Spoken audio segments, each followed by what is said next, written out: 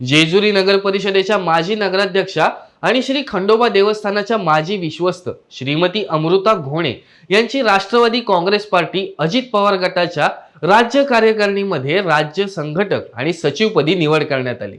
उपमुख्यमंत्री अजितदादा पवार यांच्या हस्ते त्यांना मुंबईत पक्ष कार्यालयात नियुक्ती पत्रक देण्यात आलं।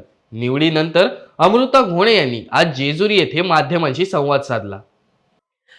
सर्वप्रथम तर मी राज्याचे उपमुख्यमंत्री आणि आमच्या राष्ट्रवादी काँग्रेस पक्षाचे अध्यक्ष माननीय श्री अजितदादा पवार, त्याचबरोबर प्रांताध्यक्ष सुनीलजी तटकरे आणि प्रदेशाध्यक्षा रुपालीताई चाकणकर यांचे सर्वप्रथम मनापासून आभार मानते, कारण त्यांनी माझ्यासारख्या सामान्य कार्यकर्तीवर एक खूप मोठ्या प्रकारची जबाबदारी टाकलेली आहे। मला ही मिळालेली संधी जरी असली तरी मी ह्याच्याकडे एक खूप मोठी जबाबदारी म्हणून पाहणार आहे, कारण या जबाबदारीची जाणीव म्हणून आम्ही 2024ला दादांना मुख्यमंत्री या पदावर नेण्याचा प्रयत्न करणार आहोत। नवे तर ते आमचं एक प्रकारचं टास्क या ठिकाणी असणार आहे। जेजुरी नगर परिषदेमध्ये सुद्धा तुम्ही एक चांगलं काम केलं होतं। महिलांच्या बाबतीत तुमचे संघटन चांगले आहे। राष्ट्रवादी काँग्रेस पक्षाला या माध्यमातून तुम्ही काय फायदा करून देणार?